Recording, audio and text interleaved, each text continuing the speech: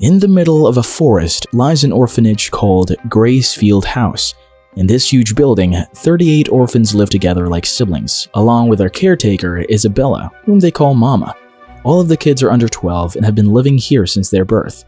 However, this warm family hides a creepy truth that none of the kids could ever imagine. They all start their day with a healthy breakfast, followed by an ability test. The highest scorers on the test are the eldest siblings, Norman, Ray, and Emma. The two boys are born geniuses, while Emma is a natural athlete and a quick learner. One of the other kids, Dan, challenges Norman to a tag game, where he has to catch everyone.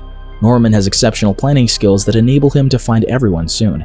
Dan gets jealous of his ability and challenges him to another game. This time, everyone else will find Norman. While playing, the kids reach the forbidden fence. It surrounds a specific area of the orphanage. Isabella has warned children never to get near it. This has aroused their curiosity about the world outside. Every kid gets adopted before turning 12, but surprisingly, none of them communicate back. Today's Connie's turn. The little girl promises to write back and gets ready to leave the orphanage. All the kids say their goodbyes with heavy hearts, and Isabella takes her outside to the huge passage in the forest. It is said to connect the orphanage to the outside world. After their departure, Emma notices that Connie has accidentally left her favorite toy behind. Norman accompanies her to the passageway so they can deliver the toy in time. The fence is open, but no one else is there. Emma decides to leave the toy in the vehicle standing there, but as soon as she opens the back door, her body freezes in terror. There lies the dead body of poor Connie. Before they can react, someone comes over to catch them. Emma and Norman hide under the truck immediately, but what they witness next is a blood-curdling fact. There are no humans but huge monsters who came to collect Connie's body. They will sell her as food to the rich demons. Gracefield House is not an orphanage, but a farm to harvest human bodies so they can be served to the demons. The next order is Norman, Emma, and Ray. The daily test is just to determine their sale price. The higher their ability is, the better will be their meat quality. Hearing this all, Emma and Norman sneak away immediately. They have to run away soon, but Emma doesn't want to leave her siblings in this danger. Norman understands her concern and assures her that they will use strategy and save everyone from this hell. The whole night, Emma couldn't sleep. She keeps acting weird in the morning as well. Norman drags her to the side and advises her to gather up her emotions. They can't let Isabella suspect them. After breakfast, they discuss the demons' conversation they heard last night. Norman believes that nourished human brains are more in demand. That's why they prefer children of older ages and high mental compatibility. Usually, an adoption case takes place after a specific period. The kids have a maximum of 2 months to escape. During playtime, Norman and Emma cross the fence to find a way out. Unfortunately, it's followed by a huge and thick wall. On returning to the orphanage, they realize that one of their siblings was missing, but Isabella finds her right away. This is not the first time. Isabella always knows where each kid is. Norman tells Emma that there must be a tracking device attached to every kid, but Isabella doesn't keep an eye on them all the time. That's why she doesn't know exactly who had followed her last night. Emma is scared but still determined to continue their plan. Besides that, she keeps a calm face so Isabella doesn't get a clue. In the middle of the night, Emma and Norman break into the storeroom to find a rope, but there wasn't any. However, they find some old tablecloths that could be used as a rope. Emma wants to share their plan with Ray, but he has heard them already and agrees to help them. However, he's afraid that the place beyond the huge wall could be even more dangerous. But this fear can't stop Emma's enthusiasm. She's determined to execute their plan, and Norman is willing to help her. Seeing their determination, Ray gives in and offers his help. However, things will be getting more difficult because another adult has come to keep an eye on them. Sister Krone has joined the orphanage as an assistant. Isabella already knows that the eldest siblings heard the secret, but she prefers waiting for the kids to get shipped to demons without chaos. There are other such orphanages too, but Isabella's has been producing the highest quality and she doesn't want to lose this title. Emma and her friends are worried about the new addition and they still haven't figured out the location of the tracking device. Ray believes the device must be a really small one that has been injected inside our bodies. To test this theory, Emma examines Carol's body. Her injection must be still visible as she's the newest member of the orphanage. She notices a bump behind the baby's ear. The other kids had one too in their early years. Isabella said it was for a blood test, but it was actually a tracking device. After figuring out the tracking system, the next task is to prepare the kids for escape. Emma suggests playing tag, which will work as physical training without getting suspicious. Krone insists on joining the game, but her skills are unmatchable. She has also read all the students' files and knows all their weaknesses. Only Norman and Ray manage to win against her. Later that night, Ray calls over Norman and Emma to discuss another fear. He thinks that Isabella is way too calm. The reason could be a spy that's living among the kids and keeping an eye on them. The next morning, physical training continues. This time, the kids try playing tag in teams. This way, it will be easier to save the younger ones. After playtime, Emma suggests sharing the secret with their two other friends, Dan and Gilda. This may help them in team formation. They call a secret meeting in the library. Norman doesn't mention demons and tells Dan and Gilda that the orphanage kids are being sold to bad people. They both get shocked, but agree immediately to help. Ray is afraid that one of them is Isabella's spy, but Norman has made plans for that too. He tells Dan and Gilda about 2 different locations where the rope is hidden. The traitor will definitely take action. Gilda wakes up in the middle of the night and walks outside. Emma is keeping an eye on her while wishing she's not the traitor. Luckily, she was right. Gilda is totally innocent. The next day, Norman checks the rope locations. One of them disappeared. Ray claims Dan is the spy right away, but Norman doesn't agree. He had been suspecting Ray for a long time and took this chance to test his honesty. Unfortunately, Ray fell into the trap and exposed himself. He's the secret subordinate of Isabella. However, he's not an enemy. He had figured out the orphanage's secret 6 years ago and made a deal with Isabella. He agreed to be a spy in exchange for delayed shipping and a few random gifts. Actually, he has been planning the escape for a long time. He also wanted to save his friends Emma and Norman. That's why he sent them after Connie. After hearing the whole truth, Norman asks him to continue helping them, but Ray wants a favor in return. They will only escape with a selected number of people, but this will be kept a secret from Emma. Though it was traumatizing, Norman keeps himself gathered and shares the information with Emma. She feels betrayed, but can't do much. Their first priority is saving the children, and Ray is going to be a great help. Later that night, Emma calls Dan and Gilda to share her discovery. There must be a secret room hidden inside Isabella's office. It can be a source of information, but the risk of going there is way too high. Ray advises everyone to be patient, but Dan doesn't listen to him and goes to Isabella's office along with Gilda. They find the secret door, but it has a lock. Suddenly, someone else comes over too.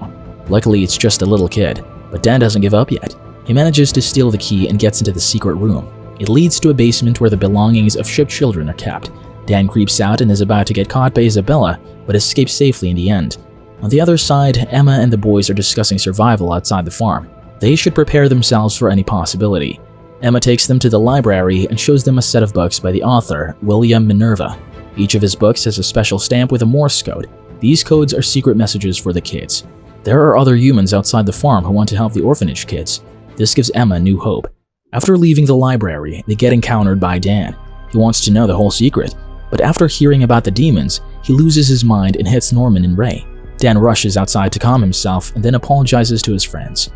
They unite again and continue their plan the next morning. Ray takes charge of distracting Isabella from the tracking device, while other kids will investigate the huge walls. They all were on their way when Krone jumped out of nowhere. She has been suspecting them for a long time and offers the kids to join hands. She also wants the kids to escape and let the blame come to Isabella, and the headquarters give her position to Krone instead. Whenever a girl with a high score turns 12, she's given a chance to become a mom. But a self-destructive device is installed in her body that won't let her escape Gracefield. Moreover, if a kid tries to attack a mama, the headquarters will get notified immediately. Krone's offer seems attractive, so Emma and Norman give her a visit at night. She shows them the tracking device and answers all the questions they have. However, she can't be trusted. As soon as she gets enough evidence against Isabella, she won't care about the children at all. Just a week is left before the escape plan will be executed. Ray got the last equipment he needed to nullify the tracking device. But before that, they need to get rid of Krone. The kids let her suspect them and she easily falls into their trap. Krone was investigating Ray's belongings and got her hands on proof Ray intentionally left for her. Before she could contact the headquarters, Isabella had brought a letter for her instead. It's from the headquarters. Krone opens it up with trembling hands. She has been chosen to work as a mama in another orphanage. Isabella tells her to pack up and leave immediately. Krone walks to the exit gate and meets their head, whom they call Grandma. She hands over the proof, but Grandma knew about it already. She's intentionally staying quiet because Emma and her friends can be sold at a high price. Moreover, the headquarters letter was fake too. Grandma steps back and leaves Krone at the mercy of a huge demon. The hungry monster is proceeding towards its meal. Krone is standing strong at even the last moment of her life. All of her memories replayed in front of her.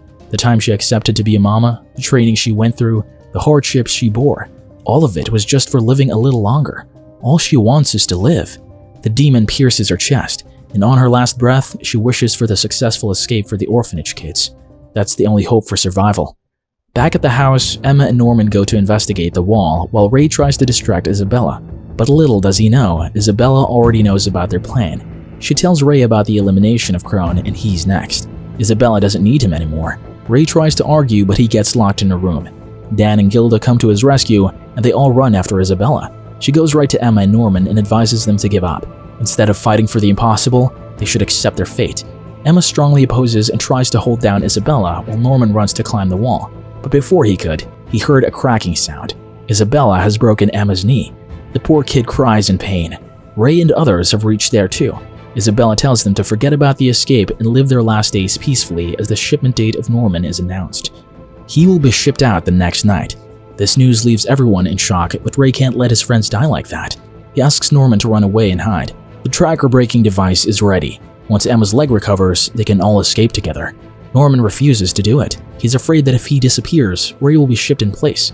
He prefers dying in place of his friends. Emma is hearing this all, but she can't let Norman suffer alone. She suggests Ray is hurting himself.